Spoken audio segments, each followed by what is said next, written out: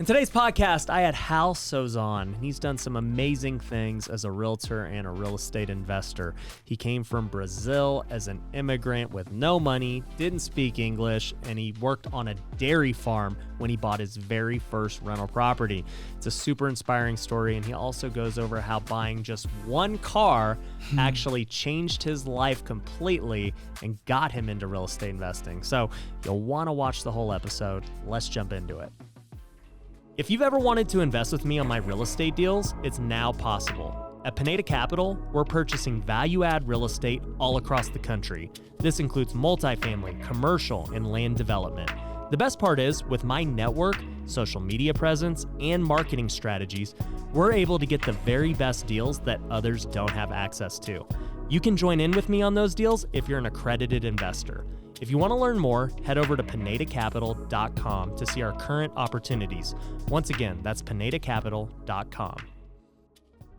We all know that I love creating passive income through rental properties, but did you know that you can create passive income through owning an e-commerce store? My company, Lunar Ecom, can build and manage a store for you on Amazon or Walmart. We'll handle everything from starting the store, picking the products, and all the day-to-day operations. It's completely passive for you. If you'd like to learn how store owners are making thousands a month in passive income, head over and watch the case study at lunarecom.com. It will explain everything you need to know about the industry and why I'm so excited about it. So to see the case study, head over to lunarecom.com. Welcome to the Ryan Pineda Show, where our mission is to invest. I only expect to make money in things that I understand. Innovate. It's about believing in the future and thinking that the future will be better than the past. And inspire. I am much more likely to hit my goal just due to putting it out there. You now rocking with the best. What's going on, everybody? Welcome to another episode of the Ryan Pineda Show. Today we have a very special guest out of Visalia, California, but originally from Brazil. You came here not speaking a lick of English at 19, right? Yes, sir. Thank you for having me at the show. Yeah, so we've got Hal Sousa. I hope I didn't butcher that. No, you got it right. What's your real name, though? My real name is Yalis. Years ago, I've been selling real estate. I've had some success with real estate. And then I can never get somebody to say I bought a house with Yalis. Right. Yalis is the real estate guy. So at the very beginning of my career, one of my mentors mentioned that I should consider dropping a couple of letters and go by Hal. There was no other Hals in real estate in Tulare County, which made sense. Yeah. Fast forward 8 years later, I decided to do it, and I wish I would have done it sooner because now I get the response. Yeah, I get people saying. You were telling me earlier, you're like, yeah, people would say that Brazilian kid sold me the house, or they just couldn't describe because they couldn't say your name. Yeah, and people have some. They feel like they're going to disrespect you if they mispronounce your name, right? Which it is disrespectful, but in a way you give me, my name is Yalis, so you never hear that. Yeah. So if you mispronounce that, you're not I'm gonna hear that 3 times more that day. Yeah, exactly. So, you've rebranded, and now you're crushing in real estate. So I'm excited to dive into your career, how you've got to where you're at today, especially as an illegal immigrant, like we were talking about earlier, who found a way out of it. And, you shared your story with me that I think a lot of people are going to like. So why don't we just start from the top, man? How'd you get here to the U.S.? Okay, Ryan. So I grew up in Brazil, place called Minas Gerais, São Luís. Grew up there, normal parents, which normal there was everybody was poor. Yeah. Very poor. Right. So my mom moved here when I was 12. She moved here to the U.S. I was 12 years old. I stayed in Brazil with my grandma. By the age of 15, my grandma moved here to the U.S. with my mom, and I raised myself from 15 to 19. And when I say I raised myself, I had a house by myself at 15 years old in Brazil, where my mom from the U.S. helped me financially. But as far as being on my own, high school, all that, I did it all on my own. How much does a house in Brazil cost? Like, what was this house worth? Ryan, I don't know how much our house is worth there. It was inherited from my mom, from my grandparents to my mom. And then I think our compound there is worth 800 reais, which is probably like $200,000. Oh, wow. So they're pretty expensive. Well, Ryan, we live in a favela. I don't know if you know the term. It's a term that's ghetto in Portuguese, called favela. Okay. So the term is favela. We live in the favela. We have a big lot, and we have like it's like 5 livings in that lot. in that single lot. My aunt lives there, my cousin lives there, my mom lives there, my uncle lives there. So it's house on house, Right. all built on top of each other, you know? Yeah. So for $200,000, you're getting technically 5 rentals. It's a 5-plex, you know? Okay, I get it. All right. So you had this like complex, you know, as you guys would call it a favela. Yes, sir. AKA you lived in the ghetto with all of your relatives. Yes, sir. And you guys this passes down over generation to generation. Yeah. And it cracks me up because next door to me, quick story, before I bought my current house, I was looking at possibly building in the area I was at, and I called all the vacant land, right? This is a quick tip for any of you who are looking to build. Call the vacant land because most land is not on the market, right? Correct. So I called all the vacant land, and this guy answers. He goes, hey, you know, yeah, I'm the owner. And I go, are you willing to sell your land? He goes, dude, my family would kill me if I sold my land because the whole cul-de-sac is the family. They all own every house. He's like, I can't sell my land. And I was like, yo, honestly, I don't even want to buy your land because I'm not trying to live with your family. Yeah, exactly. Yeah. It's a whole compound there. Yeah. So got to remind me of that story. Literally like my next door neighbors. So pretty funny. That's funny you saying there about you were buying a house. You were considering buying land to build. I'm actually supposed to close escrow on my land that I'm buying to build my house today or tomorrow. Quick story. We're probably going to get to it. But when I moved here to the U.S. in 2006, I worked at a dairy for a dairyman. And You're like milking cows?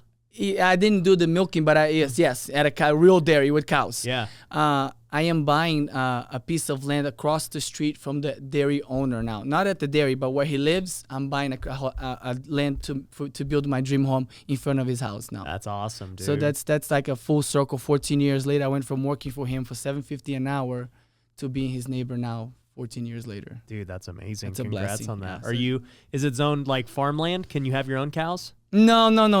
What I'm buying though, it's prime real estate for our area. It's 2 acres in the heart of town, one of the best locations with the best schools and all that. It's the only 2 acres left in the town, and with the grace of God, I'll own it by tomorrow, and I can say it's mine. Wow. So, well, by the time this airs, you'll have already owned it. But I just bought 2 acres also. So how much did the 2 acres over there cost? The 2 acres came with the house. Okay. That is a very unique house. It's an octagon, which I'm going to set up an Airbnb there. That's going to make me $5,000 a month, which is going to pay for the loan that I'm buying the thing, and I'm going to build for free. Yeah. So I'm able to set it up because the lot's so big where I'm going to pop that parcel out. Yeah.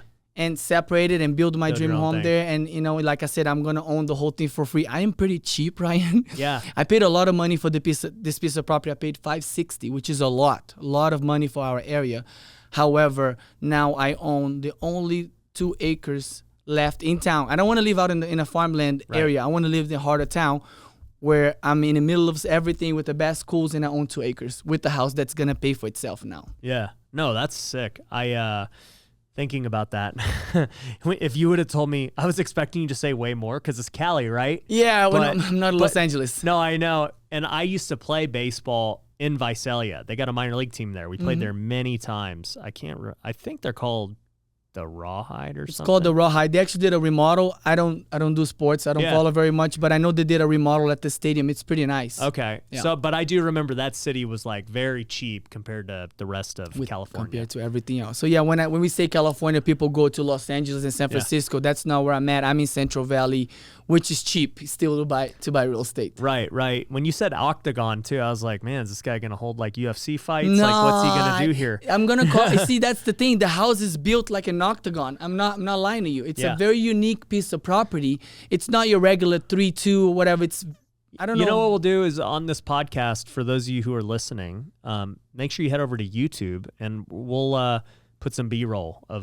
the octagon so you can get an idea of it. Yeah, because I want to see it. No, it will take place in the next 30 days. Once I own it, I'm going to remodel it real nice, and I can share the story of how I did it. Yeah, and I love that you're house hacking essentially. You know, I thought about this when I was originally looking for land. I was like, hey, let me find 2 acres, kind of like you. Maybe I'll sell off an acre and make enough profit so that I get the land for free. You know, the same thing that you did. And then eventually I found the 2 acres I wanted, and I was like, you know what? I just want to keep it all. I screwed up my plan because I just was like, dude, I'm going to keep it all. The crazy thing how I found these 2 acres, Ryan, is during the pandemic when the gyms closed, I was rollerblading and as a cardio. And what I do when I go rollerblading, I go to the nicer neighborhoods and I'm rollerblading around, full-grown adult rollerblading. Yes, I rollerblade, guys. I didn't want to say anything, but I was like, dude, I don't think I've ever heard anybody tell me like they rollerblade as a hobby. Bro, I rollerblade. I don't necessarily do it as a hobby oftentimes, but because of the pandemic. Only when you're looking for land you want to build your dream home on. I ran into the land, man. I was rollerblading to this neighborhood, and it was, like I said, I would go to the prime areas. I live close to the areas that are nice and not far from my house, and I rollerbladed by this for sale by owner. Called the lady. They're building because it was a 5-acre parcel. They popped a 2-acre out for them to sell, which is I'm buying. Fast forward almost a year later, I was able to come into an agreement with them because it was tough. Yeah, because of pandemic, people don't know. You got a great deal. Yeah. Well, I don't know if it's a great deal, Ryan, but it's gonna work. This purchase is my first. What do you call like a emotional purchase in 14 years. This one is like.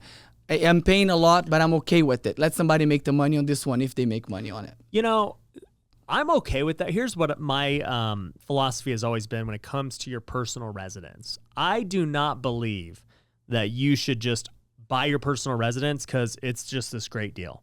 And here's why. I've had this conversation with many of my frugal friends because they all think this way. They're like, oh, man, I can't pay market value or whatever. Just made another frugal friend. Sorry to cut you off. I know. I got a bunch of them, man. So, I'm getting out of my frugal ways. But nice. My point was this. I go, hey, you're going to be spending however many years at this house, right? Okay. Yeah, maybe you didn't get this built-in equity like we're used to as real estate investors. But I can guarantee you will be so much more productive living in the exact house you want, the exact location, the exact area, versus just living in some place that, you're like whatever about, but it was a good deal. I think you'll make more money being in a better location and a better mental spot than just being in a place you're like, I don't really care for this. It's all about the mentality, right? The mental. We just talked about David Goggins. Yeah. How it's, how he pushed himself to extremes because he's strong mentally. Right. So the mental is big. And I agree with you. And like I said, I am paying a lot for this property, but like I said, the house hack makes me feel good, which allows me to do this. Yeah, but you can't. I mean, if you house hack and it pays for everything, how do you lose? No, if you overpaid, price wise. I based on what I got it for, what I'm going to do with it, when I'm done developing the compound, I'm gonna have some nice equity built in there already. When I'm done, and we're talking 2 years later because I want to do something nice. Yeah. So I've had many people on here who are building their dream homes, myself included. The reality is most of them go way over budget and way over timeline. So what's your budget? $500,000. Like I said, when I say something, you're gonna build for $500 in California. Well, again, I'm not building a 5,000 square foot house though. When I say how dream, big? 3,000. Okay, I don't know what they build for out there, but I'm gonna be highly skeptical.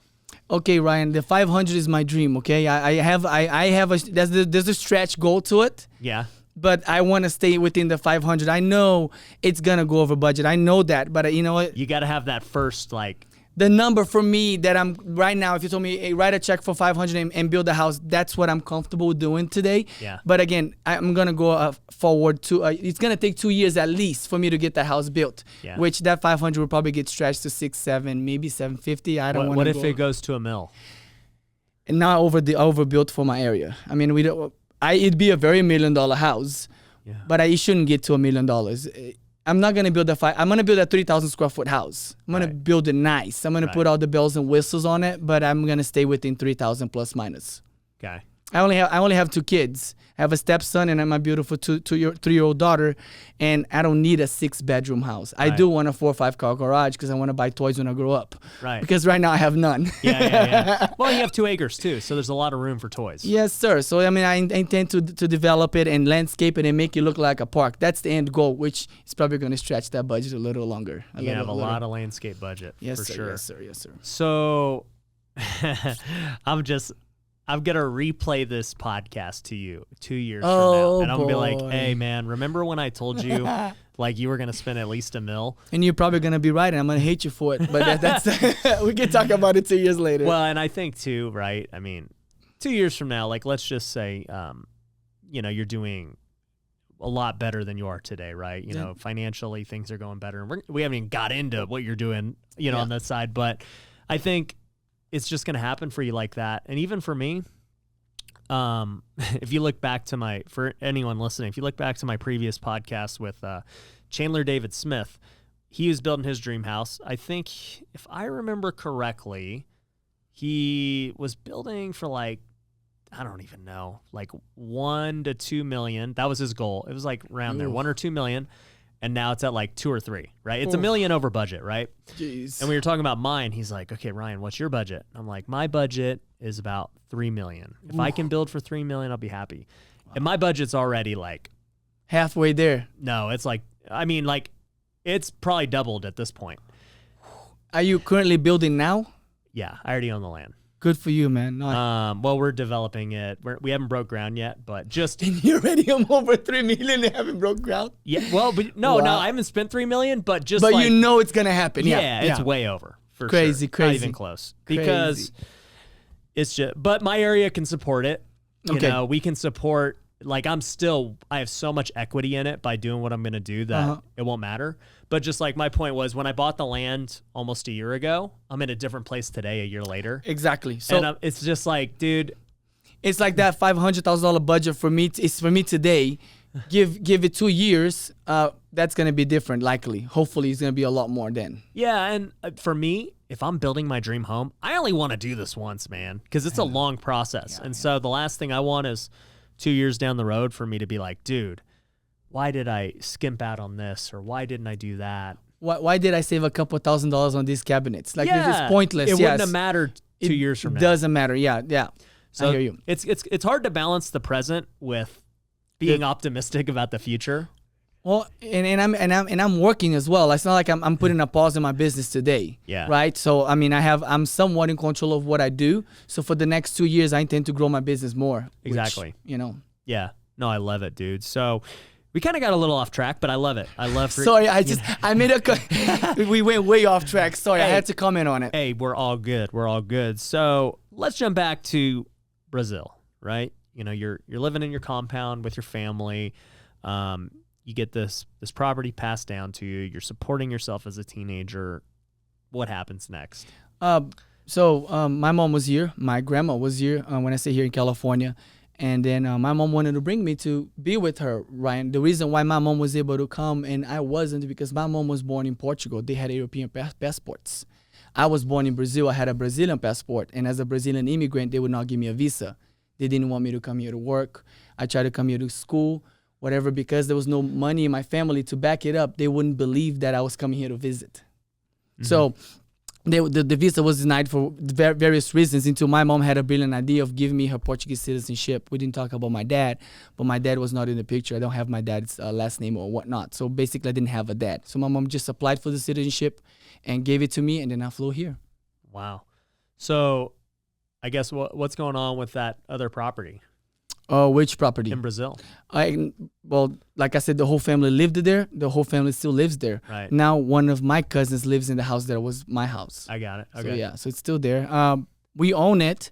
There's no plans on selling it because, I don't own it. My mom owns it, right? Because my grandma passed away, unfortunately.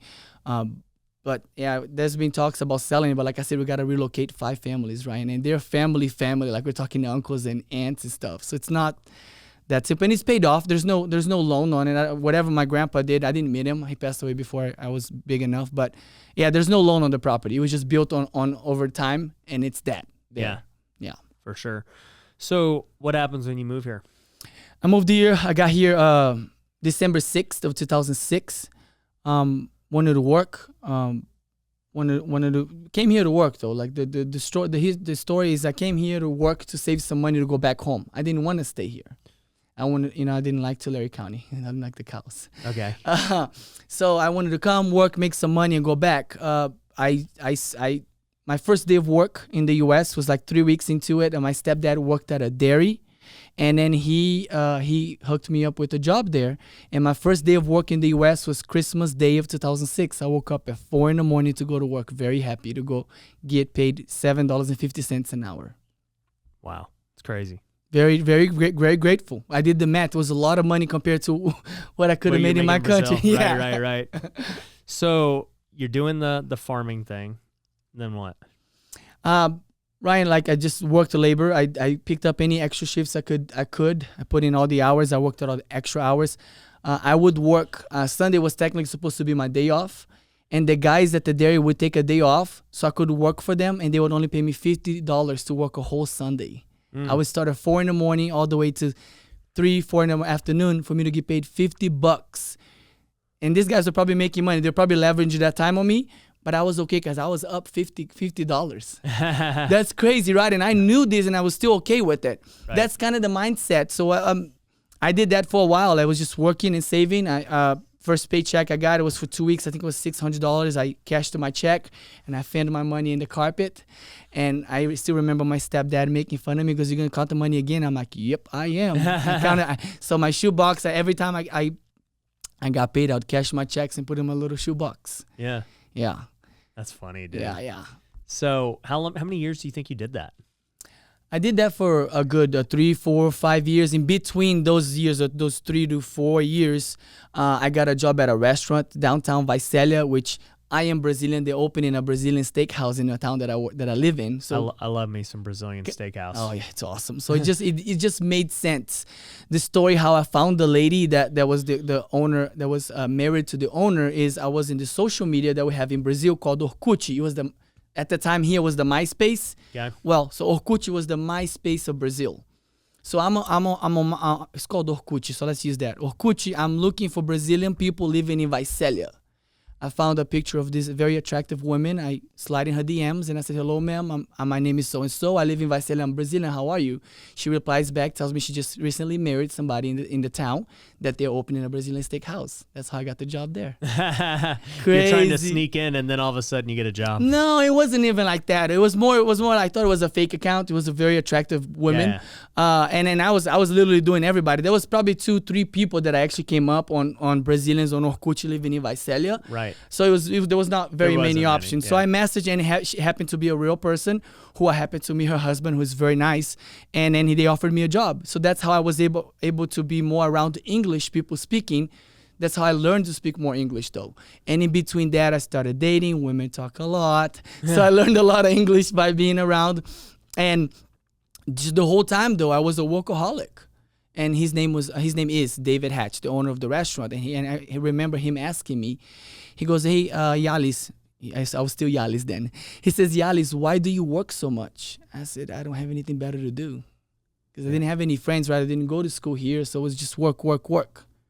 So that's the story though. Like labor, restaurant. In between that, I was told I was smart. People that I met at the restaurant, they heard about my story that I had just recently moved there and I could speak English fairly well for the time being.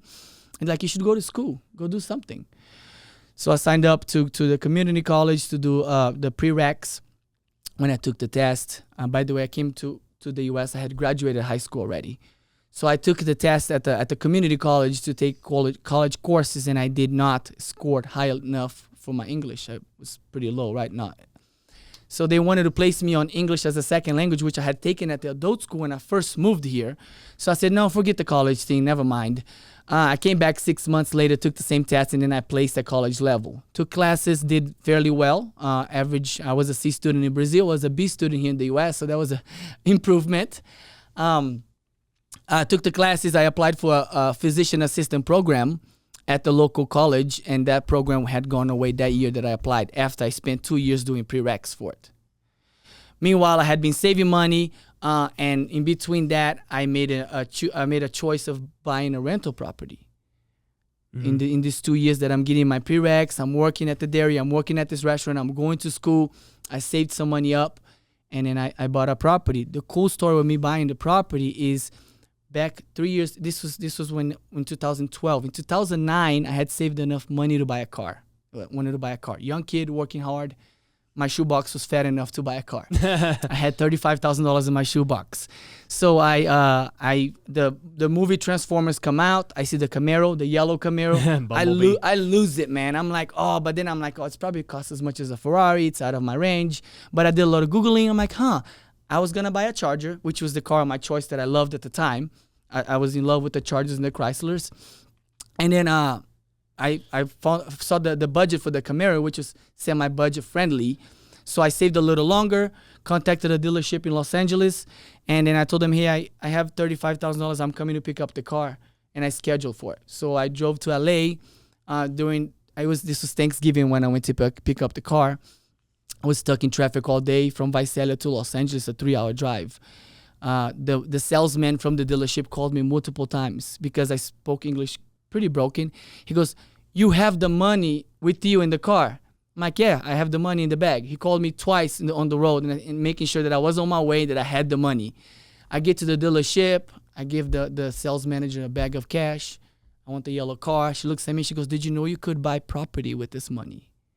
So that's where the light went off. Like that day in 2009 when I bought that car in Thanksgiving Day, I did not hear that comment about real estate. Fast forward 2012, my shoebox is strong enough and I have the same Camaro money. I thought real estate. Right. Crazy, man. Crazy. Yeah. I mean, well, you did one thing right. You didn't just go buy the car just to buy it with all financing and you had no money like most people do, right? Oh, I want a car. Oh, crap, I have no money, but you know what? I'll just go get the car now. I'll sign for this 18% interest rate. Yeah, at least you bought it cash. You had the money, and, you know, obviously buying real estate would have been better, but, you know, you live and you learn. And I didn't have any formal education or any kind of guidance, right? Ryan, I didn't tell you this earlier. I said my stepdad worked at a dairy. My mom was a housekeeper. So I didn't come from money. I didn't have anybody coaching me on how to spend this $35,000. Had my parents known any better, they would have said, hey, take this, buy the rental, use the money you make on the rental and pay for the car, right? That's what I would have done today. That's what I did right now with my Mercedes-Benz. I bought a nice Benz. I pulled the money out and I bought a property with it. Right. Right? Now the property pays for the Mercedes-Benz. Right. I didn't know this then when I bought the Camaro. In 2009, how cheap the prices were. Oh, Ryan, if I knew what I know today and I had the access to funds that I know that I have today. Right. Okay. When I saved the money to buy the car, my mom was totally okay with it because everybody needs a car. So that's okay to buy a car. But now when I saved enough money to buy a property, my mom is against it. She's telling me that I'm going to get sued, that the tenants are going to fall in there, and just immigrant parents kind of mentality, right? They don't know any better. It's out of love. A lot of times, the people that love you the most keep you the most comfortable, which, how do you grow? You get out of your comfort zone. Yeah, you're never going to grow staying doing the same thing. Yes, sir. So, yeah, I want to transition into how all of this led into your career of real estate. I know that the first deal is obviously the beginning, but before we get into that, let's hear a quick word from our sponsor. Have you ever wanted to invest in real estate, but you didn't have the time to find deals yourself? That's where Fundrise comes in. Fundrise is a crowdfunding platform that has transacted over $5 billion in real estate and has over 150,000 active investors.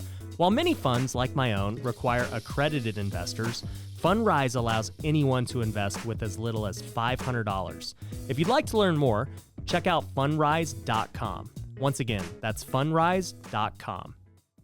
How often have you driven around and seen houses that were in rough shape? If you're a real estate investor, you know those are the best deals. With Batch Driven, you're now able to capitalize on those homes. You can mark the home, get owner information, and send them a mailer or a text right from the app. And there are other great features like lead management, MLS data, and real-time driving routes. If you want to start today, you can get half off your first month by going to batchdriven.com/Ryan. Once again, that's batchdriven.com/Ryan for half off your first month. Now, back to the show. So you buy this first rental property, you know, you're getting your feet wet. You've got a new Camaro as well, and you're starting to, you know, save money, and your English is getting better. You got a much better job now. What made you become a realtor? By the time I got my real estate license in 2014, I had bought maybe 4 or 5 rentals. I'll quote something I said that I didn't know that it was going to become a quote from Ray Herrera here in Las Vegas. He's a mortgage lender. I was working at my night job in Visalia, and we were talking about investing. I told him, hey, I own 6 rental properties and I live with my mom. And then he stopped me. He says, hey, say that again. And I said, I own 6 rental properties. I live with my mom. He goes, is it okay if I quote you? I'm like, yeah, that's fine. I mean, it's true, you know? So that became something that now, fast forward, I met Ray 5 years later, 6 years later, we're talking that I have 60 doors though, and 6 Airbnbs. And these are long terms. Right. Crushing it. So with those rentals and long terms, you know, what do you think was the biggest key that allowed you to do that so fast? Ryan, the whole time that when I got my real estate license and I'm working and I still kept my job as a bartender. I bartended 6 nights a week. I was working in real estate 24/7. So I had 2 full-time jobs.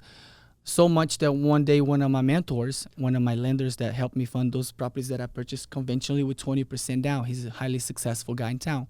He asked me, how much are you worth? And this is me after I finished cleaning the bar, I go home and do homework. I realized I was a millionaire. And here I am cleaning bathrooms 6 nights a week as a millionaire. And I did not know I was a millionaire. That's how focused and driven I was at working, saving, and investing. So what made me get here, Ryan, is the compound effect of that mindset of, oh, I need to buy more real estate, work harder, got me here. My lifestyle didn't change. I still drove the same Camaro up into 3 years ago. When my daughter was born, I needed a 4-door. Well, so, I mean, at least that car got its money's worth. Oh, no, the Camaro made its money. Crazy thing, I owned it for 9 years, never had any problem with it. This is not a Chevy commercial, guys. But I have to put a plug. I never had any problems with the car. I got lucky with the car. But what helped me, Ryan, was the laser focused, the discipline. I woke up every day like I didn't have anything. Like most people find some success and they get comfortable. With me, I was talking to the gentleman outside today, and he was like, some people are driven by money. I want to have this much money, so I got to work for this. And some people are driven by fear. I think me, up until a couple years ago, was more fear. My fear to go back to being the person I was when I moved here. Right.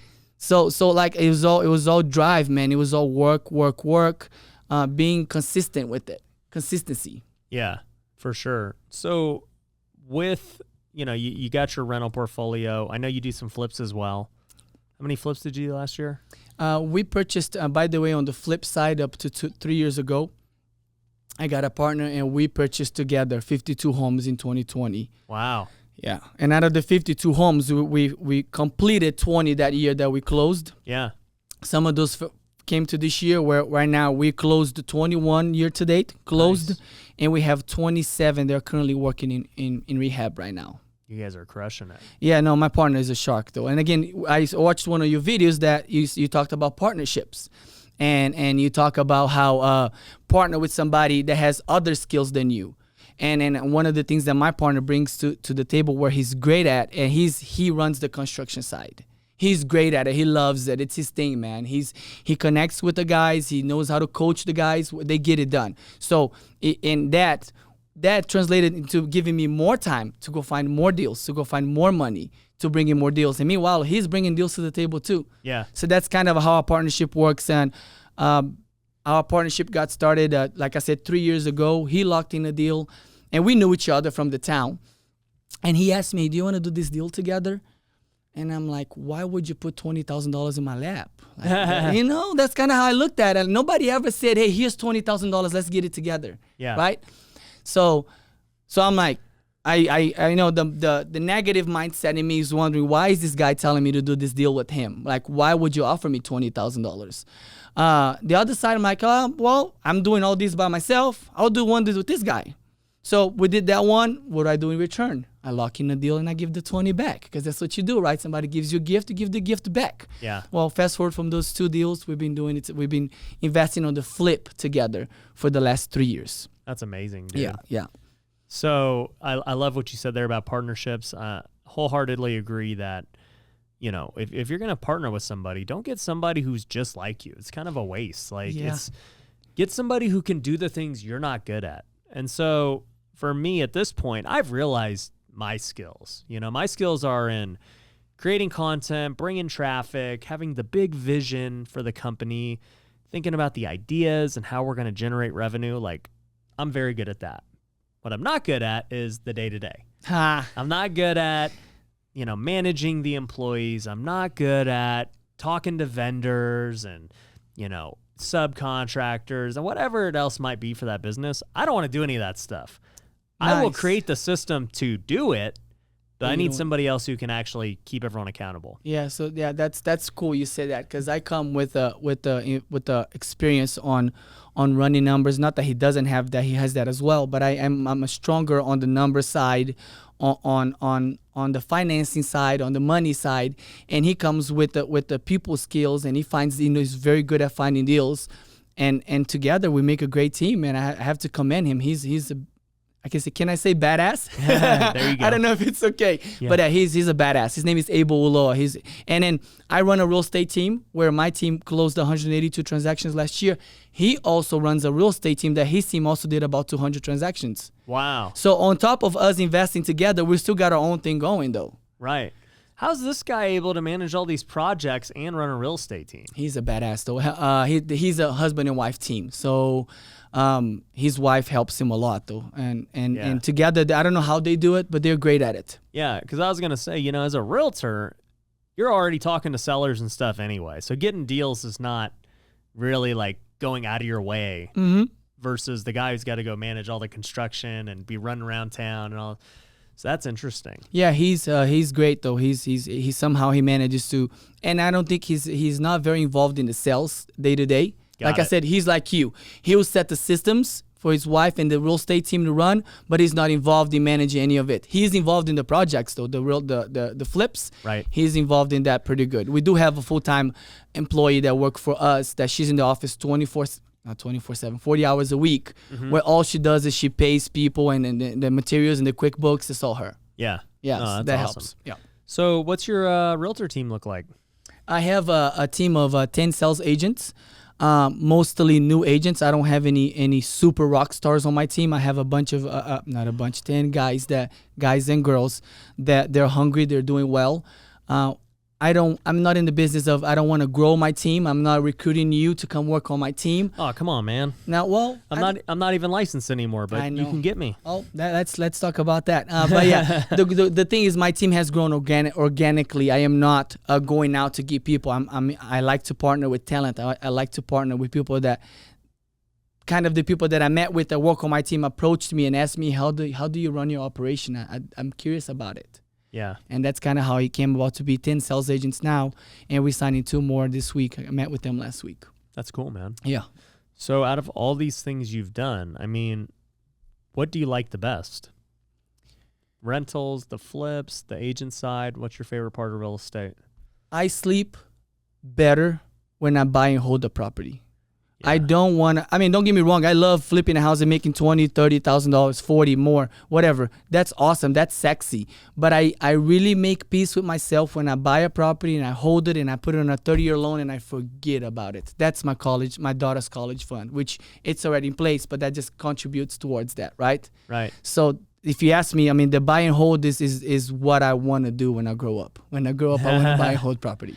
Yeah. So you got 64 right now? I have 60 long-term rentals. I have 4 Airbnbs, and I have 2 in contract right now. You have an Octagon too. The yeah. Octagon, which is one of them, and I'm buying right now. I'm buying a vacation home in Shaver Lake, which I saw that you have something in Mammoth. Big Bear Lake. Yep. Big Bear Lake. So I'm buying for the same reason. It works for a vacation and it works for the rental side. Yeah. I'm cheap. Like I said, I want it to pay for itself. So Yeah. I'm doing it the smart way, you should say. Right. I'm with you. So what's the goal then? You love rentals. What do you want to eventually have? I think, Brian, by the time I get to 100 rentals, and by the way, this goal was 10 when I started. Like when I would think rentals and I had 2, 3, I'm like, when I get to 10, I'm balling, baby. That number was a stretch for me. But you get a kid that makes $7.50 an hour, and now he owns a rental and he wants to have 10. That's big, right? Well, my mentality, my financial thermostat got raised a lot over the years of working and making good money and being around other people like yourself. And I'm in rooms with people that have 100 rentals, 150 rentals, guys that are making several $1 million a year. And then I'm here scratching the surface, right? So I think once I get to 100 rentals, I think I'm gonna clean the portfolio and just keep the cherry ones, kind of start picking and selling some of the one-offs and buying and replacing with better property. Right. And maybe still keep it at 100, maybe grow it to 200. But I think the number that I'm gonna start evaluating where to start selling and moving it around will be 100. Right now, I'm not selling anything. If you approach me and you offer me 200%, I probably will take it. But if you offer me 110% for rental, you'll sit there. I will not take it. Right. Yeah. I hear you. So obviously you're very successful. You've come from a family that didn't have money. You came to this country not speaking English. You didn't have the opportunities that, other people have, even guys like myself. And you didn't make any excuses. We talked a lot about, before this podcast, just mindset and really just doing whatever it takes, not making excuses, not being soft, whatever you want to call it. And basically what you and I talked about was that majority of people in your shoes end up in just the labor force, right? A lot of illegal immigrants just stay in labor. None really figure out how to get above that. And then we just started saying, well, it's not just illegal immigrants. Everybody's like that. Yeah, it's like the majority of Americans stay in the same spot of just whatever it is that they think they can do, whatever. The false sense of security, Ryan. Yeah. That 9 to 5. 9 to 5. How did you get out of that? Look, Ryan, I didn't know what I was doing when I bought that first rental. I went on Zillow, and Zillow told me that payment would be $500, which Zillow lied to me. Zillow didn't include taxes and insurance. But I looked at the numbers and I said, I could buy this house with a $500 payment. I could rent it for $1,000. I'm making $500. I was making $600 every 2 weeks by working. Now I'm making $500 in my sleep. Yeah. So that's what led me to contact the lender, get pre-approved, buy the home, did it again and again and again, look back. And again, I did the two. I was enjoying, and by the way, that property made $200-300 a month when I bought it and cash flow. By the way, I have the same tenant there from the first property until today. Wow. Same tenant. Have you raised rent at all? No, I'm a nice landlord. I raised it once. He asked me to do the floor, which he deserved it, and I redid the floors and I raised it $100. So, yeah, man.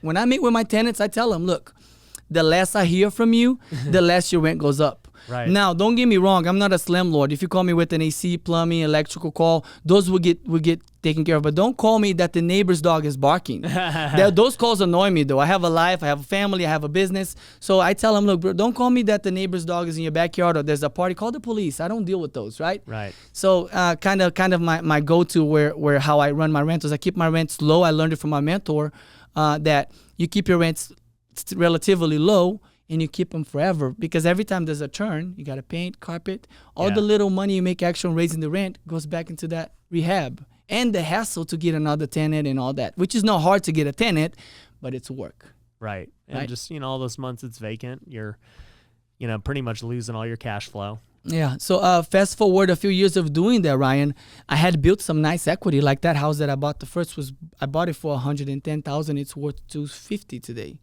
Right, I would have never made that money. I didn't make that money because it's equity, but I could make that money now if I wanted to sell the property. It's paid off. Right. What I learned later is the houses that I have paid off or the houses that I have high equity on, I put line of equities on it, which is my flip money. It's my play money. So I can walk in and buy a property cash because I have the cash available, but yet I'm not paying a loan on that money. And again, don't get me wrong, I don't have enough to do all these flips that I'm doing with my partner, but I fund a lot of, I have $3 in my bank account right now. I literally say, so that's how I have been living my life the last 14 years. I do not save any of the money. I put it right back into business. Yeah. Yeah. How do you balance that, man? I see a lot of flippers go through this, and myself included. When I first started and I was scaling, I was always putting every dollar back into the business because that's what I had to do, right? You don't have a choice. You want to grow. You want to grow. You got to just, light the fire. And I came close one time to basically becoming insolvent, right? Like, man, we don't have the money. I thought these things would sell. I didn't realize that I had all this overhead and, blah, blah, blah. My books I didn't have my CPA company that I have today. All of this stemmed from realizing that, man. From failures. Yeah, I was doing it wrong. And I see so many people who struggle with that now where they're flipping, and they always say, like a lot of my students, they always say, I feel like I have no money. Like I'm making money on paper, but where's the money? That's funny. You know, that's a conversation I have with my partner all the time. This comes up all the time. He goes, "Hey, when are we gonna spend any of this money?" And I tell, bro, it's a sacrifice we're making today, and the today has led into 3 years. That, bro, just make the sacrifice. Like, you know, you don't have to eat steak every day. I'm okay on top ramen, but I grew up this way. You grew up different than me. By the way, my partner don't come from money either. But again, he grew up here in the U.S., different lifestyles. But like I tell him, look, I'm okay on top ramen though. Rice and beans, top ramen, I could eat that all day. Yeah. You like steak, and I know you do. So I mean, you know, but I like bear with me, you know. But and we struggle with that. We do. We literally struggle with that all the time. Like right now, our joint account is running low, and we need to fund a deal next week where I gotta find the money when I get out of here. Hey, you know, maybe I'll fund it. You never know. Nice, that'd be good. Yeah. So, yeah, it's just something I see all the time with entrepreneurs, especially house flippers, because real estate is such a capital-intensive business, and so. Lots of money. Yeah, unless you're wholesaling, you need a lot of money to buy these deals and rehab them. And like I said, there's 27 active, and let's just say there's 5 to 10,000, which is minimum each. Right. Which they're all currently working though. It's a lot of working capital. So yeah, I have done a fair job of connecting with people that trust me and fund a lot of this for me and. It works. Like I said, I don't have a hard money lender that I go to through like a bank. This is all through relationships. Yeah. My mentor before he passed away, he was my bank. And when he passed away, I lost my bank. Unfortunately, I lost a great person and I lost my banking, which at that point I was nervous though. Because until then I didn't have any stress on where do I find the money to flip this house. And now You always knew you had him. I always knew I had if I had a deal, I had the money. Yeah. Now, and once he passed away, now I could have the deals, but am I going to have the money? And I created some new relationships, and I haven't struggled to find funding for any deals. If I have a deal, I have the money still, which is great. Let's talk about mentors. You mentioned this guy really helped you out, not only with flipping, but other aspects. How did you meet your mentor? How did you get him to even mentor you? When I bought the first rental, he's the one who did my loan. And then fast forward 6 months later, I buy another house. And fast forward 7 months later, I buy another house. And this is the kid that is a bartender and a dairy worker that is buying these houses. So I caught his eyes. He was already successful. So then 2-3 deals into it, this guy took interest in me. And he goes, hey, you're aggressive. Like, what are you doing? I'm like, bro, I'm just going to work. And I just want to save more so I can buy the 4th, 5th, 6th, you know? And he in that lit a light bulb for him, and he liked me for that. No other reason. He's a lender, by the way. He's a mortgage banker. And then he took interest in me, and to this day, because the other guy passed away, but this guy's still around. And he's a lot bigger today than he was when I was starting, right? We both grew. He grew a lot. Yeah. So did I, but different lifestyles. I started at 0, he started at X. Right. But again, it's been a great relationship. When I have questions, when I'm battling a deal or whatever, I want to get somebody's opinion. He'd be the person that I call. And recently, he started reaching out to me for advice. So this is crazy though. Like I got goosebumps talking about that. We're talking about a highly successful person that everybody looks up to. And now he calls me sometimes. I'm not saying I'm his go-to guy, but when he's analyzing deals, real single-family homes, he calls me from time to time. Wow. And I think that as a compliment, though. Right. I don't get paid on any of it, but just the fact that this guy's calling me, yeah, that's awesome. So you caught his attention simply by, you taking action. Now, granted, I mean, he was doing your loan, so he's making some money that way too, and all that. But I see a lot of young kids, right? How old were you when you did that first deal? 23. 23. I see a lot of 23-year-olds who are like, Ryan, mentor me. Or they'll be like, how do I get a mentor? I want to pick your brain. I want to pick your brain. Let's go to coffee. Yeah.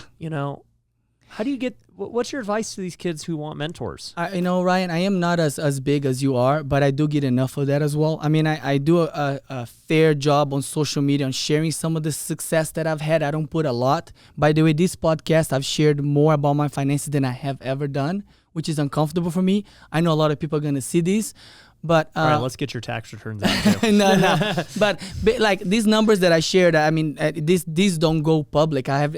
For my whole life, my mom, immigrant parents, so don't tell nobody what you're doing. No, they're gonna hate on you. They're gonna have negative energy towards it. But I guess you share some of the success you have, and people want to be a part of it. People want to contribute to it. Yes, you're gonna have some people that are gonna be like, that guy. Yeah, he's just lying. He's not doing any of it, right? And you get people to hate on it. And you know, Jesus couldn't please everybody, so Hal can't either. You know what's funny is I was actually, it's funny you said that, because I was at church yesterday, and it's something I've been thinking about too.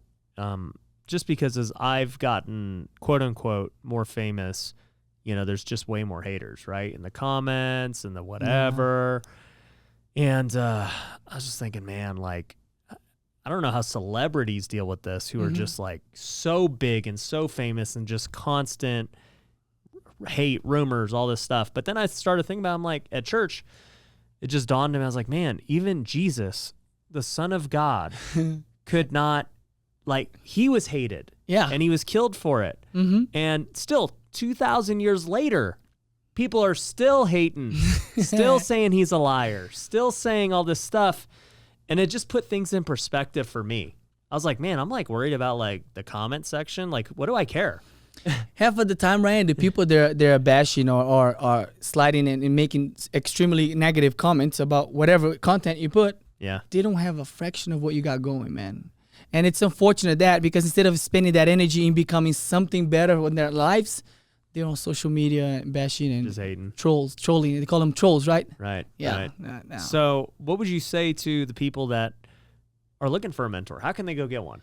You know, like I said, this guy, he took interest in me, and later on, my real estate mentor in sales and flipping and all that, he also took interest in me from what I was doing, approached me to go work together. So like both of these guys that are basically my go-to guys, very big successful people, they've taken interest in me. I didn't reach out to them and say, hey, can I take you out to coffee? Can I pick your brain? Because you know what it is, Ryan? I found out that a high percentage of these people that ask you, hey, can I meet with you for 15 minutes, pick your brain? They're not going to take action in any of that you're going to do. I get a lot of that on my social media where people, hey, I want to get in real estate. Can I meet with you? What I tell them, look, let's do this. Let's get you signed up for the real estate classes. And once you take in that action, then I'll meet with you. And 99% of the time, they won't do it. Right. They want the success, they want the money, but they don't want to go through the pain of that it takes to go take a college course and take to them real estate board test. That test is hard. I passed the first time. I'm proud of myself. A lot of people fail it though. For me, I have to be honest, it was a hard test, but English is also my third language, and I passed the first time. Yeah, if you could pass it, anyone can pass it. You know, with a little bit of work, again, it goes down to the work ethics. Right. Yeah, I think I've done some YouTube videos about how to get a mentor, like how to, get them to basically see you, right? Because literally everyone, if someone's successful, you think you're the only one asking them, to be the mentor. Exactly. And so it's really figuring out how to stand out. And I said there's multiple ways. Like one, you could bring them value in some type of way, right? So for you, you were bringing your lender value. He was making money. He was doing your loans, and he saw that you were legit after a year and a half. Yeah, and he was like, hey, this guy, there's something here. Yeah, he has a future. He's figuring things out. Like, I want to help this guy. Yeah. And in turn, by helping you, I'm sure you guys did a ton of deals together, made a lot of money. So it was a win-win for everybody. But I always say, the other way is whether you bring them value some type of way by bringing them a deal or doing stuff in their business, or maybe you work for free for them, whatever the case is. Or if you just pay them straight up, like at the end of the day, right? Time is limited. Yeah. I mean, if you, I'm sure, you're a lot more famous than I am. I'm not famous.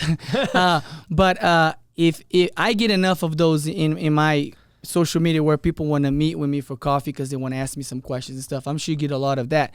If you were to take your time to do that for everybody, you wouldn't be here sitting with me right now. Because I don't have time. Exactly. It's hard. Yeah. So, whenever people reach out to me that they want to get in real estate, I advise them to get in the class. Show me some action, then I'll show some action. If somebody reaches out to me that they want to start flipping houses, I'm like, I can advise you to go knock on doors, call, lock in a deal, we'll meet. We'll go, and I'll go over the numbers with you. I'll fund the deal with you. I'll do it with you. But Right. bring me something that is worth my time other than meeting with you and you tell me how much you want to do, but you walk out of that door after coffee or whatever, after that 1 hour that I spent on you telling you all the things that you need to do that you're not going to do because I know you're not going to do.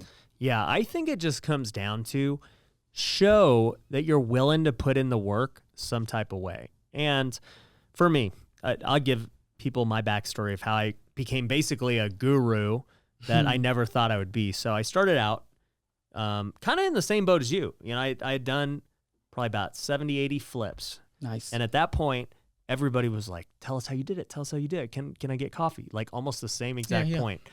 And I'm like, sure. Like, I'll go get coffee. And so I was going to coffee like once a day. Let's go to lunch. Let's do this. And so they're like, how do you flip? And so I'd walk them through it. I'd be like, okay, here's the first step. Here's step 2, 3, 4, 5. Let me know if you need anything. That's how it started. Then it just got to the point where it's like, I can't do this and I can't keep repeating the same conversation. So I wrote my book, you know, and literally I wrote the book so I wouldn't have to explain it no more. Read my book. Yeah. And so if people were like, can you teach me how to flip? I'd be like, great. The book is on Amazon. Go read it. You can actually just download it for free. Guys, you can still download it for free today at ryanpineda.com. I don't even care about making money on the book. You give the content out? I didn't know that. I don't care about making money on the book. It was more about just, dude, I don't want to answer this Cutting question. the 1 hour meetings every time. Yeah, it saved me time while still helping people, right? So then, you know, they'd read the book and then they're like, I want more, blah, blah, blah. And so I'm like, okay, like I'm going to start a coaching program. Start the coaching program, right? Plenty of great students who have paid me money to learn. And for me, it's like, okay, if you're willing to pay money and invest, you know, in your future, invest in yourself, you know, and you trust me enough, great. I'll put the time into helping you succeed. Like you're showing commitment that type of way. Yes. But now today, you know, with how much content I've put out there with this podcast and YouTube and stuff, when somebody comes up to me and they're like, dude, can you teach me how to do it? I'm like, are you serious? Like, do you not see, like, you could go download the book for free. You could go watch all my YouTubes for free. You could join the coaching. They're like, well, I can't afford coaching. I'm like, then go watch the YouTube. Yeah. And go then read the book. Go make some money and then go jump into coaching. But like literally all the resources are there, but you're just too lazy to go and try and make the money or do whatever. the crazy thing, Ryan, is information is cheap.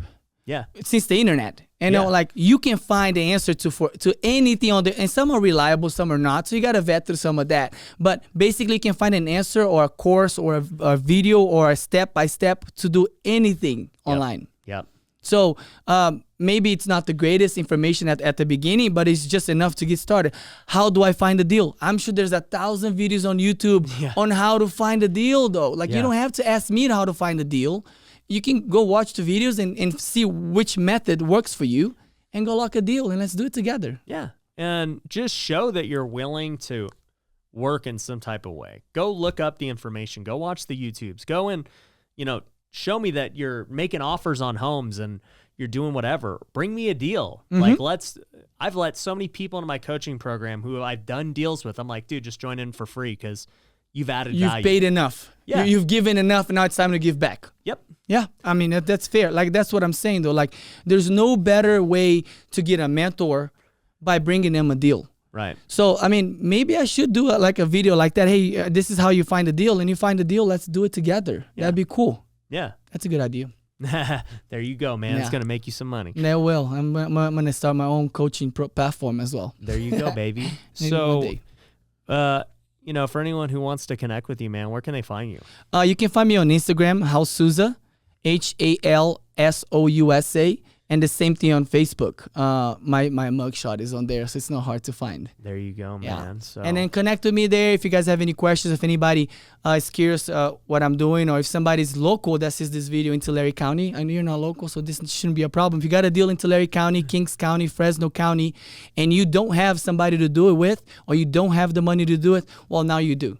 Reach out to me, please, and then let's crunch some numbers and do a deal. yeah, we have actually a few students out there, so I'll have them link up with you, man. That'd be great. Yeah. Yeah. Well, dude, I appreciate you sharing your story. Super inspiring. I hope it shows to anyone listening that no matter where you came from, no matter what you start with, no matter, whether you speak English, whether you don't, you can succeed. You can buy rentals. Doesn't matter what's going on. You just got to put in the work. Just do it. Spend time in action, and then the results will come. Yeah. 80% action, 20% thinking, I don't know how to do this deal. Go lock in the deal first. Yeah, you'll figure Lock it it in, because a lot of people says, I don't have the money to flip. No, you don't have a deal. Yeah. Because if you have a deal, you have the money. The money will always find The money deal. will always come, buddy. Yeah, that's for sure. Well, cool, brother. Appreciate you. Everyone, thank you for listening. If you're on YouTube, thank you for watching. Make sure you subscribe to this podcast. Leave a 5-star review. Catch you on the next one. Thank Peace. you. Thanks for watching The Ryan Pineda Show. If you want to work with me, head over to ryanpineda.com. You can find my courses, coaching programs, and upcoming events. We also have free resources you can download, so head over to ryanpineda.com.